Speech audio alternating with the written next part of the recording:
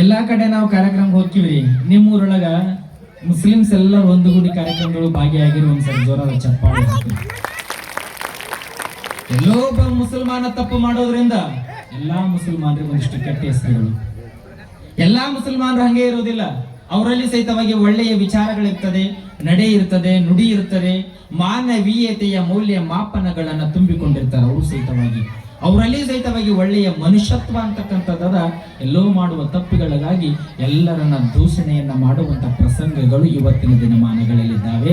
ಆದರೆ ಮೊರಬು ಗ್ರಾಮದ ಮುಸಲ್ಮಾನರು ಏನಿದ್ದಾರಲ್ಲ, ಮಠದ ವಹಿವಾಟುಗಳನ್ನು ನೋಡ್ಕೊಳ್ತಾ ಎಲ್ಲರ ನಮ್ಮ ಸಮಾಜದವ್ರ ಜೊತೆ ಎಲ್ಲರ ಜೊತೆಯೊಳಗ ಪ್ರೀತಿಯಿಂದ ವಾತ್ಸಲ್ಯದಿಂದ ಎಲ್ಲರೂ ಸೇರಿಕೊಂಡು ಒಗ್ಗೂಡಿಕೊಂಡು ಮೊರಬ ಗ್ರಾಮದ ಜಡಸಿದ್ದೇಶ್ವರ ಮಹಾಶಿವಯೋಗಿಗಳ ಜಾತ್ರೆಯನ್ನ ಎಲ್ಲರೂ ಮಾಡೋಣ.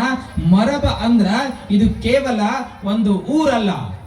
ಮೊರಬ ಗ್ರಾಮ ಅಂದರೆ ಕೇವಲ ಒಂದು ಊರು ಅಲ್ಲ, ಇದು ಒಂದು ಮನೆ ಎನ್ನುವಂತ ನಿಟ್ಟಿನೊಳಗ ಕಾರ್ಯಕ್ರಮವನ್ನ ಮಾಡ್ತೀರಲ್ಲ, ಇದು ನಿಜವಾದ ಕಿಮ್ಮತ್ತಿನ ಬದುಕು, ಕಿಮ್ಮತ್ತಿನ ಜೀವನ. ಇದು ಎದರಿಂದ ನಡೆದಂದ್ರ ಮಹೇಶ್ವರ ಶಿವಾಚಾರ್ಯ ಮಹಾಸ್ವಾಮಿಗಳವರು ಲಿಂಗ ಪೂಜೆಯ ಮಾಡ್ಕೊಡ್ತಾರೆ. ಆ ಲಿಂಗ ಪೂಜೆಯ ಫಲವನ್ನ ಯಾರಿಗಾಗಿ ಹಂಚ್ತಾರೆ? ಯಾರಿಗಾಗಿ? ತಮ್ಮ ಸ್ವಾರ್ಥಕ್ಕಾಗಿ ಲಿಂಗ ಪೂಜೆಯನ್ನು ಮಾಡಿಕೊಳ್ಳೋದಿಲ್ಲ, ಭಕ್ತರ ಉದ್ಧಾರಕ್ಕಾಗಿ ಲಿಂಗ ಪೂಜೆಯನ್ನ ಮಾಡಿಕೊಳ್ತಾ ನನ್ನ ಮಠಕ್ಕೆ ಬಂದ ಭಕ್ತರ ಕಷ್ಟ ದುಃಖ ದುಮಾನಗಳು ದೂರ ಆಗಬೇಕು.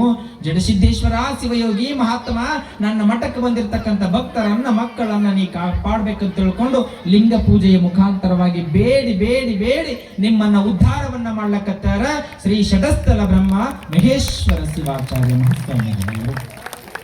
ಹಂಗ ಎಲ್ಲರೂ ಇಲ್ಲಿ ಅವ್ರಿವ್ರು ಅನ್ನೋದೇ ನೋಡಿ. ನಿನ್ನೆ ಸ್ವಾಮಿಗಳು ಬಂದಿದ್ರು, ಅವ್ರ ಹೆಸರು ಗೊತ್ತಿಲ್ಲ ನನಗೆ. ಸುಮ್ ಕುತ್ತಲೆ ಇದು ನರಗುಂದ ಪತ್ರಿ ಮಠದವರು, ಪತ್ರಿ ಹೊನ್ನ ಮಠದ ಪೂಜ್ಯರು ಸುಮ್ಮ ಹಾಗೆ ಮಾತಾಡ್ಕೋತ ಕೂತಿದ್ರು ಎಲ್ಲರ ಜೊತೆಯೊಳಗ. ಹಂಗ ಕುತ್ಕೊಂಡು ಇದೆಲ್ಲ ಸ್ಟೇಜ್ ನೋಡಿದ್ರಿ. ಈ ಸ್ಟೇಜ್ ನೋಡಿ ಮೊರಬದ ಭಕ್ತರಿಗೆ ಇದೇನು ಸಾಮಾನ್ಯವಾದ ಕೆಲಸ ಅಲ್ಲ, ಸರಳವಾಗಿ ಮಾಡುತ್ತಾರೆ ಅಂತ ನೋಡಿ ತಿಳ್ಕೊಂಡು ಯಾರ್ಯಾರ ಕಣ್ಣಿಗೆ ಬೆಳಿತಿದ್ರಲ್ಲ ಎಲ್ಲಾ ಭಕ್ತರನ್ನ ಕರೆದ್ರು. ಎಲ್ಲಾ ಭಕ್ತರಿಗೆ ಪೂಜೆ ಮಾಡಿದ ಬಳಿಕ ಗುದ್ದಲಿ ಏಟ್ ಹಾಕಂತ ಹೇಳ್ತಾರೆ, ಅಂದ್ರೆ ಭೂಮಿ ತಾಯಿಗೆ. ಆ ಗುದ್ದಿ ಏಟ್ ಹಾಕ್ಬೇಕಾದ್ರೆ ನಿಮ್ಗೆ ಎಷ್ಟು ಮನಸ್ಸು ಬರ್ತದ್ರಪ್ಪ? 5 ಏಟ್ ಹಾಕಿದ್ರ 5 ತಗಡುಗಳನ್ನು ಕೊಡಿಸ್ರಿ, 11 ಏಟ್ ಹಾಕಿದ್ರ 11 ತಗಡುಗಳನ್ನು ಕೊಡಿಸ್ರಿ. ಹಿಂಗ ಆ ಪರಮ ಪೂಜ್ಯರು ಯಾರಿಗೆ ಹೆಂಗೆ ಹೇಳ್ತಿದ್ರು, ಪೂಜ್ಯರ ಮಾತಿಗೆ ಯಾರೂ ಎದುರು ಮಾತಾಡ್ಲಿಲ್ಲ. ನಯ ವಿನಯದಿಂದ ಯಪ್ಪ ನಿಮ್ಮದಿದೆಯಲ್ಲ, ಮಠವೇ ನಿಮ್ಮದು ಆದಂದ ಬಳಿಕ ನಿಮ್ಮ ಅಣತೆಯೊಳಗೆ ನಾವಿರ್ತೀವಿ.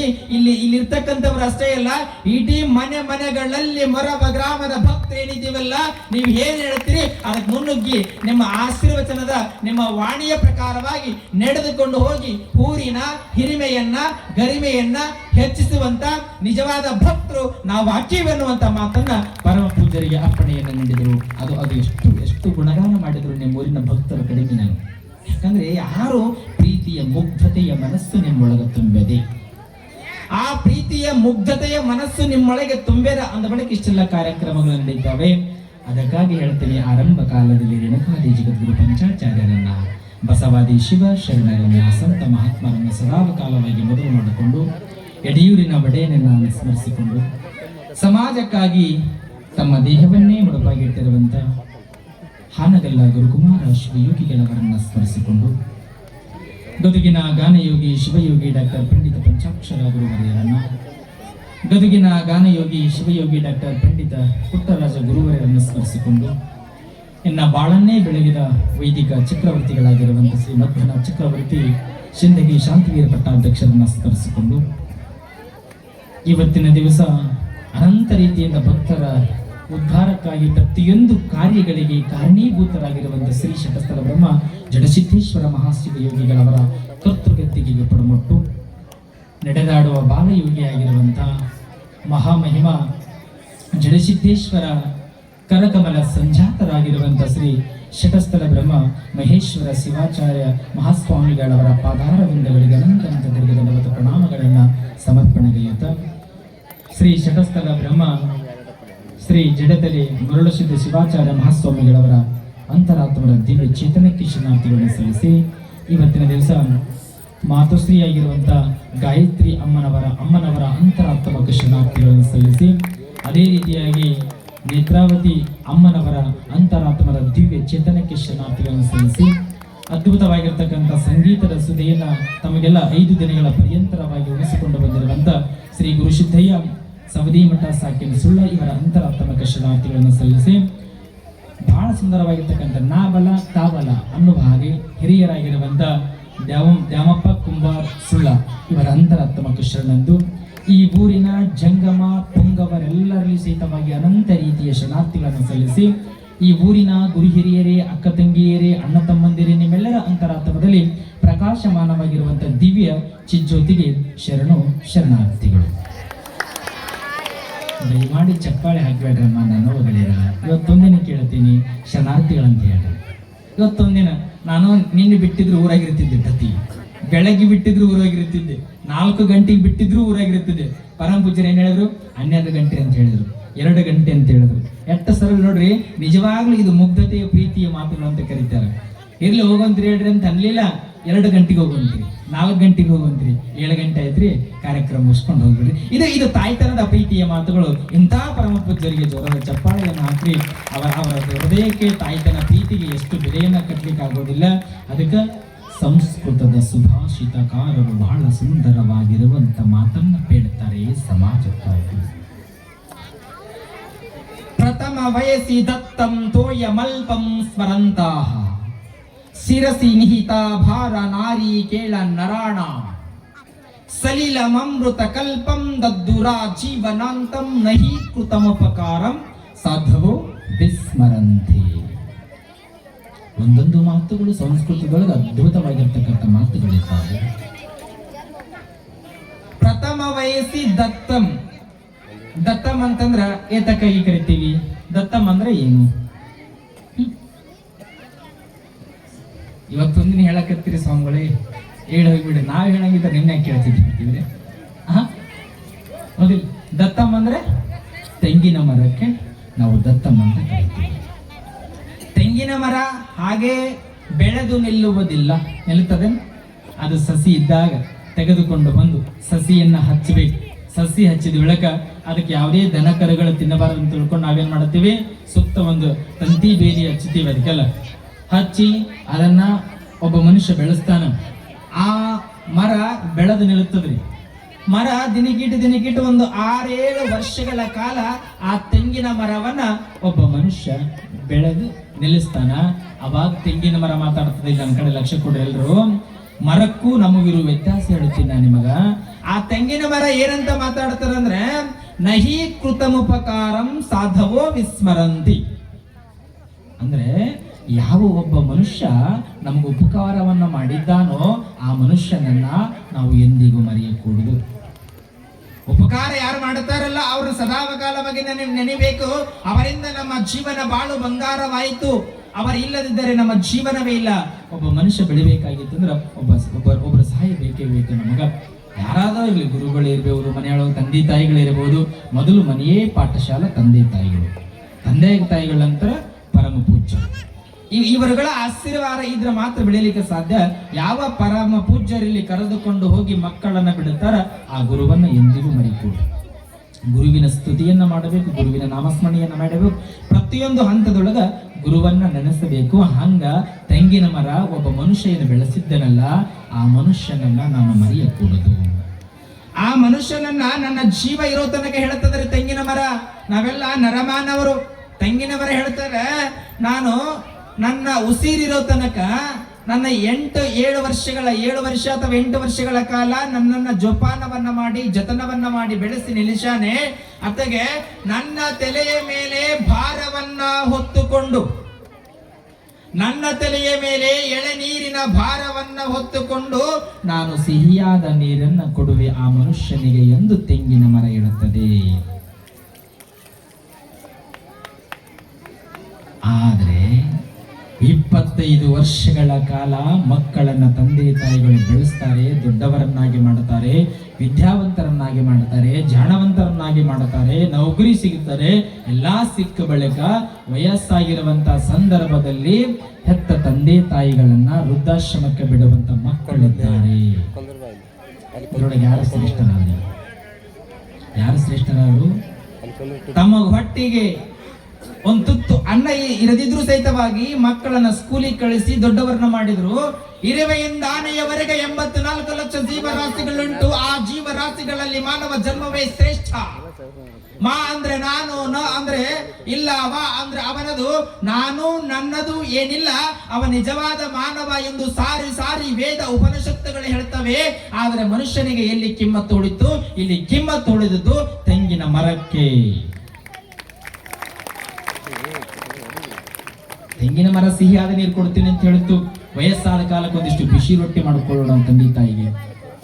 ಸಣ್ಣ ಮಗು ಇದ್ದಾಗ ಮೆತ್ತನನ್ನವನ್ನ ಮಾಡಿ ಅಂಬಲಿಯನ್ನ ಮಾಡಿಸಿ ಮಕ್ಕಳಿಗೆ ತುತ್ತು ಮಾಡಿ ಊಟವನ್ನ ಮಾಡಿಸ್ತಿದ್ರು.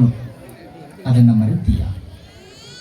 ಹಂಗ ಇದು ಮಹೇಶ್ವರ ಶಿವಾಚಾರ್ಯ ಮಹಾಸ್ವಾಮಿಗಳು ಅಂತಕ್ಕಂಥವ್ರು ಸಣ್ಣ ಸಸಿ ಜಗದಾತ್ಮಾನಂದ ಕವಿ ಬರ್ತಾನೆ, ಎಷ್ಟು ಚಂದ ಬರೀತಾನಲ್ಲ. ನೆಟ್ಟ ಸಸಿ ಫಲ ಬರುವ ತನಕ ಶಾಂತಿಯ ತಾಳು, ಕೊಟ್ಟು ಬುದ್ಧಿಯ ಮುಂದೆ ಉಣಲುಂಟು ತಾಳು, ಕಷ್ಟ ಬಂದರೆ ತಾಳು, ಕೆಂಗೆಡದೆ ತಾಳು, ದುಷ್ಟ ಜನರು ಆಡುವ ನಿಷ್ಠೂರದ ನುಡಿಗಳನ್ನ ತಾಳು, ಹಾಲು ನೀರು ಉಕ್ಕು ಒಂದದಿ ತಾಳು ಅಂತ ಬರೀತಾನೆ ಜಗದಾತ್ಮಾನಂದ ಕವಿ. ಎಷ್ಟು ಚಂದ ಬರೀತಾನಲ್ಲ.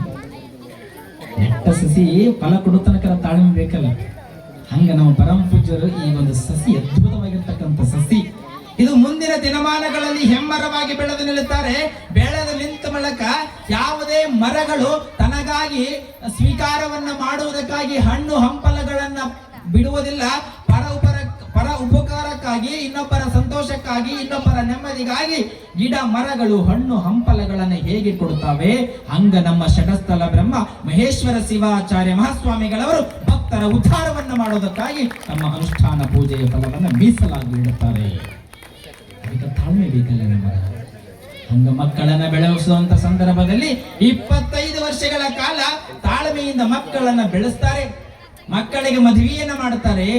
ಆದ್ರೆ ಮಕ್ಕಳಿಗೆ ಮದುವೆ ಆದ ಬಳಿಕ ಸ್ವಸ್ಥರು ಮನೆತನದ ಮಾನ ಮರ್ಯಾದೆಯನ್ನ ಗೌರವವನ್ನ ಉಳಿಸುವಂತ ಸ್ವಸ್ಥರು ಬಂದ್ರೆ ಬಹಳ ಚಲೋ ಇರ್ತದೆ.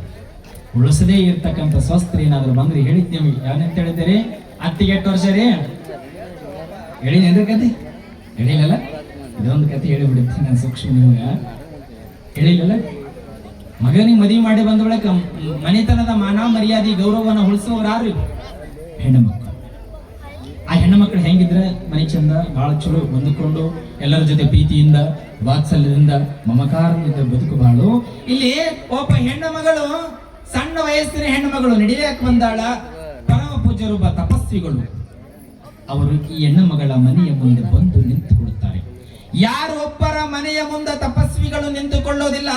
ಆದರೆ ಈ ಸಣ್ಣ ವಯಸ್ಸಿನ ಹೆಣ್ಣು ಮಗಳ ಮನೆಯ ಮುಂದೆ ಬಂದು ನಿಂತುಕೊಳ್ತಾರೆ.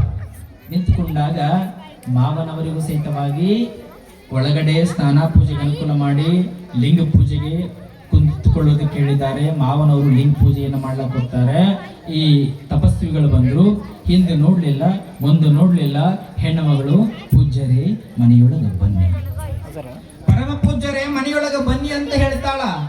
ಆ ಪೂಜ್ಯರನ್ನ ಮನೆಯೊಳಗೆ ಕರೆದುಕೊಳ್ತಾಳೆ. ಆ ಪೂಜ್ಯರಿಗೆ ಸ್ನಾನಕ್ಕೆ ಅನುಕೂಲವನ್ನ ಮಾಡುತ್ತಾಳೆ. ಸ್ನಾನ ಆದ ಬಳಿಕ ಪೂಜೆಗೆ ಒಂದಿಷ್ಟು ಅನುಕೂಲವನ್ನ ಮಾಡುತ್ತಾಳೆ. ಪೂಜೆ ಮುಗಿಯೋದ್ರೊಳಗೆ ಪ್ರಸಾದ ಮಾಡಬೇಕಂತ ತಿಳ್ಕೊಂಡು ಪ್ರಸಾದಕ್ಕೆ ರೆಡಿ ಮಾಡುತ್ತಾಳೆ. ಎಲ್ಲಾ ಪ್ರಸಾದ ಆದ ಬಳಿಕ ಪ್ರಸಾದವನ್ನ ಉಣಬಡಿಸ್ತಾಳೆ. ಪ್ರಸಾದ ಮುಗಿತಾರೆ. ಮುಗಿದ ಬಳಿಕ ಅವ್ರೇನು ಬಡವರಲ್ಲ, ಅಗರ್ಭ ಕೋಟ್ಯಾಧೀಶ್ವರರು. ಯಾವಾಗ ಪ್ರಸಾದ ಮುಗಿತು ಮನೆ ಹೊರಗ ಆಲಿನೊಳಗ ಜೋಕಾಲಿ ಪಲ್ಲಂಗ್ ಅಂತೀವೆಲ್ಲವು, ಆ ಜೋಕಾಲಿ ಇತ್ತು. ಅದರ ಮೇಲೆ ಕುಳಿತುಕೊಳ್ಳೋದಕ್ಕೆ ಹೇಳ್ತಾಳೆ. ಕುಂತ ಬಳಿಕ ಒಂದಿಷ್ಟು ಎಲೆ ಅಡಿಕೆಯನ್ನು ಕೊಡ್ತಾಳೆ. ತೆಗೆದುಕೊಂಡು ಬಂದು ಎಲೆ ಅಡಿಕೆ ಸ್ವೀಕಾರ ಮಾಡ್ತಾರ. ಯಾವಾಗ ಪೂಜ್ಯರು ಎಲೆ ಅಡಿಕೆಯನ್ನ ಸ್ವೀಕಾರವನ್ನ ಮಾಡಿದ ಬಳಿಕ ಆ ಹೆಣ್ಣು ಮಗಳ ಜೊತೆಯಲ್ಲಿ ಮಾತನ್ನು ಹೇಳ್ತಾರೆ. ಈ ಚಂದ ದೃಷ್ಟಾಂತ ಚಂದ ಹೇಳ್ತೀನಿ ನಿಮಗ. ಯಾವಾಗ ಹೆಣ್ಣು ಮಗಳು ಎಲೆ ಅಡಿಕೆಯನ್ನು ಕೊಟ್ಲು, ಅವಾಗ ಪೂಜ್ಯರಿಗೆ ಹೇಳ್ತಾರ, ಯವ್ವ ಇಂಥ ಒಂದು ಸಂಸ್ಕಾರ ನಿನಗ ಭಗವಂತ ಕೊಟ್ಟಾನ ಸಣ್ಣ ವಯಸ್ಸಿನೊಳಗ. ನಿನಗ ತಪ್ಪು ತಿಳಿಬೇಡ, ನಿನ್ನ ಜೊತೆ ನನಗ ಮಾತನಾಡಬೇಕೆಂದು ಆಸೆಯಾಗಿದೆ. ಅವಾಗ ಯಪ್ಪ ಮಾತಾಡಿ, ಏನು ನಿಮಗೆ ನಿಸ್ಸಂಕೋಚ ಇಲ್ಲದ ಹಾಗೆ ನನ್ನ ಜೊತೆಯೊಳಗ ನೀವು ಮಾತಾಡಿ ಅಂದಾಗ, ಯಾವ ತಪ್ಪು ತಿಳಿಬೇಡ, ನಿನ್ನ ವಯಸ್ಸೆಷ್ಟು. ಹೆಣ್ಮಕ್ಕಳು ವಯಸ್ಸು ಕೇಳಬಾರದು, ಗಂಡ್ಮಕ್ಕಳು ನೋಡ್ರಿ ನಮ್ಮ ಮೈಕ್ ಸಿಸ್ಟಮ್ ಅಣ್ಣ ಹೇಳ್ತಾನೆ ಪಗಾರ ಕೇಳಬಾರ್ದು ಅಂತ. ಹಂಗ ಆದ್ರೆ ತಪ್ಪಿಳ್ಬೇಡವಾ, ನಿನಗೆ ವಯಸ್ಸೆಟ್ಟ ಅಂದಾಗ ಹೆಣ್ಮಗಳು ಎಷ್ಟು ಚಂದ ಹೇಳಬೇಕ್ರಿ. ಯಪ್ಪ ಗುರುಗಳೇ, ಕೇವಲ ನನಗೆ ವಯಸ್ಸು 10 ವರ್ಷ ಅಂತಾಳ ಹೆಣ್ಣು ಮಗಳು. ಕೇವಲ ನನಗೆ 10 ವರ್ಷ ಅಂದಾಗ ಆಶ್ಚರ್ಯ ಆಯ್ತು. ಮಾವನವರು ಲಿಂಗ ಪೂಜೆಗೆ ಕುತ್ಕೊಂಡಾರ. ಸಿಟ್ಟು ಬಂದದ ಮಾವನವರಿಗೆ. ಯಾವ ಹೆಣ್ಣು ಮಗಳು 10 ವರ್ಷಕ್ಕೆ ಮನೆಯನ್ನ ನಡೆಯುವುದಕ್ಕೆ ಬರ್ತಾಳೇನ್ರಿಪ್ಪ? ಯಾವುದೇ ಹೆಣ್ಣು 10 ವರ್ಷಕ್ಕೆ ಮನೆಯನ್ನ ನಡೆಯುವುದಕ್ಕೆ ಬರೋದಿಲ್ಲ. 10 ವರ್ಷ ಅಂದಾಗ ಆಶ್ಚರ್ಯ ಆಯ್ತು. ಪೂಜಾರಿ ಏನು ಒನ್ಲಿಲ್ಲ. ಹಾಗಾದ್ರೆ ಇನ್ನೊಂದು ಮಾತು ಮುಂದುವರೆದು ಕೇಳ್ತೀನಿ, ತಪ್ಪು ತಿಳಿಬೇಡ. ನಿನ್ನ ಗಂಡನಿಗೆ ವಯಸ್ಸು ಯಪ್ಪ 5 ವರ್ಷ ನನ್ನ ಗಂಡ ವಯಸ್ಸು. ನನ್ನ ಗಂಡಗ 5 ವರ್ಷ ವಯಸ್ಸಂದಾಗ ಪೂಜ್ಯರಿಗೆ ಹೆಂಗಾಗಿರಬೇಡ. ಆ ಮನೆಯೊಳಗೆ ಅತ್ತಿ ಇದ್ದಾಳೆ, ಮಾವಿದ್ದಾನ, ಮನೆತನದ ಏನು ಉಳಿಸ್ತಾ ಇಲ್ಲ ಅಂತ ತಿಳ್ಕೊಂಡು ಸಿಟ್ಟು ಬಂದದ ಮಾವನವರಿಗೆ. ಇದ್ದ ಕಡೆ ಕೈಯೊಳಗ ಲಿಂಗ ಹಿಡ್ಕೊಂಡಾನ. ನೀರ್ ಹಾಕಬೇಕಾದ್ರೂ ಸರಿ ನೀರ್ ಹಾಕ್ತಿಲ್ಲ, ಸರಿಗೆ ವಿಭೂತಿ ಹಚ್ಚುತ್ತಿಲ್ಲ. ಸೊಸೆಯ ಕಡೆ ಲಕ್ಷ್ಯ ಹೋಗ್ಯದೆ ಅಂತಾನ.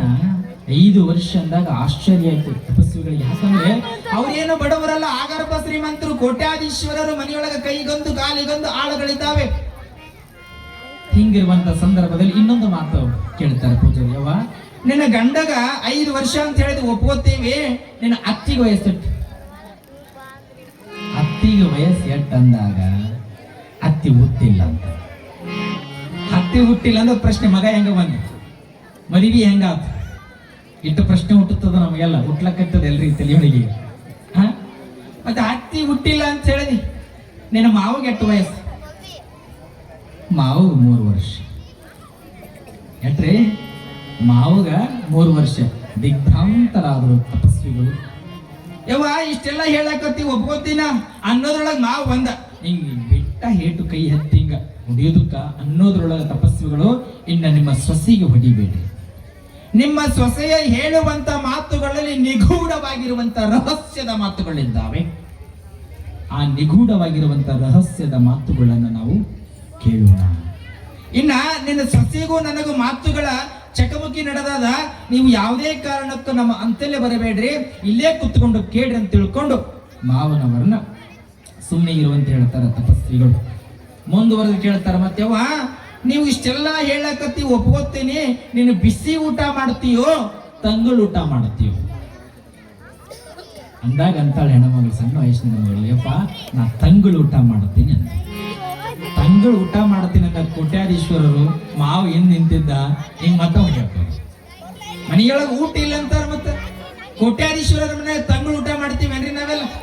ಬಿಸಿ ಬಿಸಿ ಏನ್ ಬೇಕಾದ್ದು ಬೇಡಿದ್ದು ಗೋಡಂಬಿ ದ್ರಾಕ್ಷಿ ಬಾದಾಮಿ ಹಾಕೊಂಡು ಊಟ ಮಾಡ್ತೀವಿ, ಹೌದಿಲ್ಲ? ತಂಗಳು ಊಟ ಮಾಡ್ತೀನಿ ಅಂತ ಹೇಳಕತ್ತಾಳ ಸೊಸಿ. ಕೈ ಎತ್ತಿದ ಸುಮ್ಮಿರಿ ಅಂತ ಹೇಳ್ತಾರ ತಪಸ್ವಿಗಳು. ಮುಂದುವರೆದು ಯಾವಾಗ ತಂಗಳು ಊಟ ಮಾಡ್ತೀನಿ ಅಂದಾಗ, ಯವ್ವ ಇಲ್ಲಿ ತನಕ ಮಾತು ಮುಗಿತು, ನಿಜವಾದ ನಿಗೂಢ ರಹಸ್ಯದ ಮಾತುಗಳನ್ನ ಕೇಳ್ತೀನಿ, ಸತ್ತತೆಯಿಂದ ಹೇಳು ಮಗಳ ಅಂತಾರೆ. ಯಪ್ಪ, ನೀವು ಏನು ಕೇಳಿದ್ರಿ ಇವತ್ತು ಹೇಳಕ್ಕ ನಾನು ಸನ್ನದ್ಧಳಾಗಿದ್ದೇನೆ, ಹೇಳ್ತೀನಿ ಅನ್ನುವಂತ ಮಾತನ್ನ ಹೇಳ್ತಾರ ಸೊಸಿ. ನಿನಗ 10 ವರ್ಷ ಅಂತ ಹೇಳಿದೆವ, 10 ವರ್ಷಕ್ಕೆ ಯಾವುದೇ ಹೆಣ್ಣು ನಡೆಯುವುದಕ್ಕೆ ಗಂಡನ ಮನೆಗೆ ಬರೋದಿಲ್ಲ. 10 ವರ್ಷದ ನಿಜವಾದ ಅರ್ಥ ಏನು ಅಂದಾಗ ಹೆಣ್ಣುಮಗಳಂತಾಳೆಯಪ್ಪ, ನಾನು ತಾಯಿಯ ಗರ್ಭದಿಂದ ಬಂದು 25 ವರ್ಷ ಆಗದೆ, ಆದ್ರೆ 15 ವರ್ಷಗಳ ಕಾಲ ನನಗೇನೂ ತಿಳಿದಿಲ್ಲ. ಇಲ್ಲಿ ಗಂಡನ ಮನೆಗೆ ಬಂದ ಬಳಿಕ 10 ವರ್ಷ ಆಗ್ಯದ. ಇಲ್ಲಿ ಅತ್ತಿ ಅಂದ್ರೆ ಯಾರು, ಮಾವ ಅಂದ್ರೆ ಯಾರು, ಭಾವ ಅಂದ್ರೆ ಯಾರು, ಭಾವ ಮೈದುನ ಅಂದ್ರೆ ಯಾರು, ಬಂಧುಗಳಂದ್ರೆ ಯಾರು, ಒಳ್ಳೇದಂದ್ರೆ ಏನು, ಕೆಟ್ಟದಂದ್ರೆ ಏನು, ಎಲ್ಲಾ ವಿಚಾರವನ್ನ ತಿಳ್ಕೋತ ಬಂದೇನಪ್ಪ. ಅದಕ್ಕೆ ನನ್ನ ಒಳ್ಳೆಯ ವಿಚಾರದಿಂದ ಯಮರಾಯನ ಲಿಸ್ಟಿನೊಳಗೆ ಕೇವಲ 10 ವರ್ಷ ಜಮಾ ಆಗಿದೆ. ಇನ್ನ ನಿನ್ನ ಗಂಡಗ 5 ವರ್ಷ ಅಂತ ಹೇಳಿದ. ನಿನ್ನ ಗಂಡಗ 5 ವರ್ಷ ಅಂತ ಹೇಳಿದ, 5 ವರ್ಷದ ಅರ್ಥ ಏನು ಅಂದಾಗ ಹೆಣ್ಣುಮಗಳು ಎಷ್ಟು ಚಂದ ಉತ್ತರ ಕೊಡ್ತಾಳೆ. ಒಂದೊಂದು ಉತ್ತರಗಳು ಅದ್ಭುತವಾಗಿದ್ದಾವೆ. ಇವತ್ತು ಹೇಳ್ತಾಳೆ, ನೋಡ್ರಿ, ನನ್ನ ಪತಿದೇವ ತಾಯಿಯ ಗರ್ಭದಿಂದ ಬಂದು 35 ವರ್ಷ ಆಗದೆ. ತಾಯಿಯ ಗರ್ಭದಿಂದ ಬಂದು 35 ವರ್ಷ ಆಗಿದೆ. ಯಾರ ಮಾತುಗಳನ್ನ ಕೇಳಿಲ್ಲ. ನಾನು ಇಲ್ಲಿ ಬಂದ ಬಳಿಕ ಆರಂಭದೊಳಗೆ ನನ್ನ ಮಾತನ್ನು ಕೇಳಲಿಲ್ಲ. 5 ವರ್ಷಗಳ ಕಾಲ ಒಳ್ಳೆಯ ಮಾತುಗಳನ್ನು ಹೇಳ್ಕೊತ ಬಂದೀನಿ. ಯಾಕೆ ಹೇಳಿನಿ ಅಂತಂದ್ರ, ಕೆಟ್ಟವರ ಸಂಘ ಜೊತೆಯೊಳಗ ಕೂಡಿ ಒಸಿ ಆಡೋದು, ಇಸ್ಪೆಟ್ ಆಡೋದು, ಕುಡಿದು ಕುಡಿದು ಗಟಾರದೊಳಗೆ ಬೀಳೋದು, ತಂದೆ ತಾಯಿ ಫೋನ್ ಮಾಡಿದ್ರೆ ಮನೆಗೆ ಬರಲಾರದೆ ಅಲ್ಲೇ ಉಳಿದುಕೊಳ್ಳೋದು, ಹೆಂಡತಿ ಅಂದ್ರೆ ಗೊತ್ತಿಲ್ಲ, ತಂದೆ ಅಂದ್ರೆ ಗೊತ್ತಿಲ್ಲ, ತಾಯಿ ಅಂದ್ರೆ ಗೊತ್ತಿಲ್ಲ, ಒಂದು ಮನೆಯವರ ವಿಚಾರ ಕ್ಷೇಮವನ್ನ ನನ್ನ ಗಂಡ ವಿಚಾರವನ್ನ ಮಾಡುತ್ತಿರ್ಲಿಲ್ಲ, ಬುದ್ಧಿವಾದವನ್ನ ಹೇಳ್ಕೊಂತ ಕುಡಿಯೋದು ಕಲ್ತಿದ್ದ, ಕುಡಿಯೋದನ್ನ ಬಿಡಿಸಿರುವೆ, ಇಸ್ಪೆಟ್ ಆಡ್ತಿದ್ದ, ಇಸ್ಪೆಟ್ ಆಡೋದನ್ನ ಬಿಡಿಸಿದೆ, ಕೆಟ್ಟವರ ಸಂಘವನ್ನ ಕಟ್ಟಿದ್ದ, ಕೆಟ್ಟವರ ಸಂಘದಿಂದ ದೂರವನ್ನ ಮಾಡಿದೆ, ಒಳ್ಳೆಯ ನಡೆನುಡಿಯಿಂದ ಬದುಕೋಣ, ಪರಮಾತ್ಮನಿಗೆ ನಾವೆಲ್ಲ ಆತನ ಕೃಪೆಗೆ ಪಾತ್ರರಾಗ್ತೀವಿ ಅಂತ ತಿಳ್ಕೊಂಡು ಹೇಳಿ ಹೇಳಿ ಹೇಳಿ ಹೇಳಿ ಒಂದು ಹಂತಕ್ಕೆ ಕರ್ಕೊಂಡು ಬಂದೇನೆ. ಅದಕ್ಕೆ ಯಮರಾಯನ ಲಿಸ್ಟಿನೊಳಗೆ ಕೇವಲ 5 ವರ್ಷ ಜಮಾ ಆಗಿದೆ. ಇನ್ನ ಮಾವು 3 ವರ್ಷ ಅಂತ ತೂತ್ರಬೇಕಲ್ಲ, ಮಾವು 3 ವರ್ಷ ಅಂದಾಗ ಎಷ್ಟು ಚಂದ ಹೇಳ್ತಾಳ್ರಿ. ನನ್ನ ಮಾವನವರು ತಾಯಿಯ ಗರ್ಭದಿಂದ ಬಂದು 63 ವರ್ಷ ಆಗಿದೆ. ಆ 63 ವರ್ಷಗಳ ಕಾಲದೊಳಗ ಎಲ್ಲರಿಗೂ ಬಡ್ಡಿ ಕೊಡೋದು, ಬಡ್ಡಿ ಕೊಡೋದು, ಆ ಬಡ್ಡಿ ಚಕ್ರ ಬಡ್ಡಿ ಹಚ್ಚೋದು, ಅವರು ಊಟಕ್ಕಿರ್ಲಿಕ್ಕಿಲ್ಲ ಅವ್ರ ಮನ್ಯಾಗ ಮೊದಲು ಬಡ್ಡಿ ಕೊಡು ಅಸಲು ಹಂಗೆ, ಅವ್ರ ಮನೆ ಕಷ್ಟವೇ ಇರ್ಲಿ ದುಃಖವೇ ಇರ್ಲಿ ಏನು ತೊಂದರೆನೇ ಇರ್ಲಿ ಮೊದಲು ನನ್ನ ಬಡ್ಡಿ ಕಟ್ಟು, ಮುಂದಿನ ವರ್ಷ ಮತ್ತೆ ಬಡ್ಡಿ ಕಟ್ಟು ಅಂತ ಹಸಲು ಹಂಗ ಜಮಾ ಮಾಡಿ ಮಾಡಿ ಮಾಡಿ ಮಾಡಿ ಮನೆಯೊಳಗೆ ರೊಕ್ಕ ತುಂಬ್ಯಾರ. ಮಾವನವರೇ, ಈ ರೊಕ್ಕವನ್ನ ತುಂಬಲಕತ್ತೀರಲ್ಲ, ಇದು ಯಾವುದು ಶಾಶ್ವತವಾಗಿ ನಮ್ಮ ಜೊತೆಯೊಳಗೆ ಬರ್ತಕ್ಕಂಥದ್ದಲ್ಲ. ಇದು ಒಂದಿಷ್ಟು ಒಳ್ಳೆಯ ನಡೆ ವಿಚಾರಗಳನ್ನ, ಒಳ್ಳೆಯ ಕಷ್ಟ ಅಂತ ಬಂದವರಿಗೆ, ದುಃಖ ಅಂತ ಬಂದವರಿಗೆ ದಾನ ಧರ್ಮವನ್ನ ಮಾಡೋಣ. ದಾನ ಧರ್ಮದ ಪುಣ್ಯದ ಬುದ್ಧಿಯಿಂದ ಮನೆತನ ಬೆಳಕಾಗ್ತದೆ ಅಂತ ತಿಳ್ಕೊಂಡು ಒಂದಿಷ್ಟು ಮಾತು ನನಗೆ ತಿಳಿದ ಮಟ್ಟಿಗೆ ಹೇಳಿದೆ. ಅದಕ್ಕೆ ಒಂದಿಷ್ಟು ನಮ್ಮ ಮಾವನವರು ಈಗ ದಾನ ಧರ್ಮ ಅಂತ ಹೊಂಟಾರ. ಕೇವಲ ಯಮರಾಯನ ಲಿಸ್ಟಿನೊಳಗೆ 3 ವರ್ಷ ಜಮಾ ಆಗಿದೆ, ಜಮಾ ಆಗಿದೆ.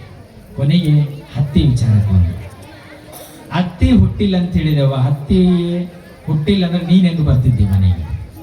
ಮಗ ಹುಟ್ಟ್ಯಾನಂತ ಸಸಿ ಬರ್ಬೇಕಲ್ಲ, ಮಗ ಹುಟ್ಲಿಕ್ಕಂದ್ರೆ ಬರ್ತಾಳೇನು ಸಸಿ? ಎಲ್ಲೋ ಹೋಗ್ಬಿಟ್ಟಿರ್ತಾಳ. ಹೌದು, ಹಂಗ ಹತ್ತಿ ಹುಟ್ಟಿಲ್ಲ ಅಂತ ಹೇಳಿ ಅದು ಕೂತ್ರಿ ನೋಡ್ರಿ. ಯಾವಾಗಲೂ ಹೇಳ್ತಿದ್ದೆ ಮನೆಯೊಳಗ, ಹತ್ತಿ ತಾಳ್ಮೆಯಿಂದಿರು, ಗಲಾಟೆ ಮಾಡಬೇಡ, ಒಂದಿಷ್ಟು ನಿಧಾನ ಇದು ಅಂತ ಯಾಟ್ ಹೇಳಿದ್ರು. ನಮ್ಮ ಅತ್ತಿ ಏಟರ ಹೇಳಿ ಕೇಳಂಗಿಲ್ಲ, ತಂದೆ ತನಗ ವಾಟ ವಾಟ ವಾಟ ಪೀಟಿ ಪೀಟಿ ಪೀಟಿ ಲಟಿ ಪೀಟಿ ಯಾವಾಗ ಕೇಳಿ ಹೇಳಿ ಹೇಳಿ ಹೇಳಿ ತಡಿ ತಿಂತಾಳ. ಈಗ ಹಿಂಗ ಬಂದಾಳ, ಹಿಂಗ ಹೋಗ್ಕಾಳಿಕೆ ಅಂದ. ಮುಂದ ಇಟ್ಟಾದ ಬಳಿಕ ಆಗರ್ಭ ಶ್ರೀಮಂತರು ತಂಗಳು ಊಟ ಮಾಡ್ತೀನಿ ಅಂತ ಹೇಳಲ್ಲ, ನಿಜವಾದ ತಂಗಳು ಊಟ ಮಾಡ್ತೀನಿ ಅಂತ ಹೇಳಿ ಯವ್ವ ಇದು ಉತ್ತರ ಹೇಳ ಮೊದಲು ಅಂತ ಕೇಳ್ತಾರ ಸ್ವಾಮಿಗಳು. ಅಂತಾಳ ಹೆಣ್ಣು ಮಗಳು ಎಷ್ಟು ಚಂದ ಉತ್ತರ ಕೊಡ್ತಾಳಂದ್ರ, ಯಪ್ಪ ಮಹಾತ್ಮರೇ, ಈ ಮನೆತನದೊಳಗ ಹಿಂದಿನ ಕಾಲದಿಂದಲೂ ನಡೆದು ಬಂದಿರುವಂತ ಪರಂಪರೆ ಏನು ಅದ ಅಂತಂದ್ರೆ, ಯಾರು ಮನೆಗೆ ಬರುತ್ತಾರೆ, ಎಲ್ಲಿ ಪುರಾಣಗಳು ನಡೆದಾವೆ, ಎಲ್ಲಿ ಪ್ರವಚನಗಳು ನಡೆದಾವೆ, ಎಲ್ಲಿ ಧರ್ಮದ ಸಾಮೂಹಿಕ ವಿವಾಹ ಮದುವೆಗಳು ನಡೆದಾವೆ, 100 ಮದುವೆ ನಡೆದ್ರು ಸಹಿತವಾಗಿ, 101 ಮದುವೆಗಳಿದ್ರು ಸಹಿತವಾಗಿ ಅವುಗಳಿಗೆ ಮಾಂಗಲ್ಯ ಧಾರಣ ಕೊಡಿಸೋದು, ವಸ್ತ್ರಗಳನ್ನು ಕೊಡಿಸೋದು, ಯಾರು ಹೊಲ ಇಲ್ಲ ಅಂತ ಬರುತ್ತಾರ ಅವರಿಗೊಂದಿಷ್ಟು ಹೊಲಗಳನ್ನು ಕೊಡೋದು, ಯಾರು ಕಷ್ಟ ಅಂತ ಬರುತ್ತಾರ ಲಕ್ಷಗಟ್ಟಲೆ ದಾನವನ್ನ ಕೊಡೋದು. ಹಿಂಗ ದಾನ ಧರ್ಮವನ್ನ ಮಾಡಿ ಮಾಡಿ ಮಾಡಿ ಪುಣ್ಯದ ಬುತ್ತಿಯನ್ನ ಕಟ್ಟಿಕೊಟ್ಟು ನಮ್ಮಗಳಿಗೆ ಹೋಗಿದ್ದಾರೆಪ್ಪ. ಅವ್ರು ಹೋದ ಬಳಿಕ ನಾವ್ಯಾರು ದಾನವನ್ನ ಮಾಡಿಲ್ಲ, ಧರ್ಮವನ್ನ ಮಾಡಿಲ್ಲ, ಪುಣ್ಯದ ಬುತ್ತಿಯನ್ನ ಕಟ್ಟಿಕೊಂಡಿಲ್ಲಪ್ಪ.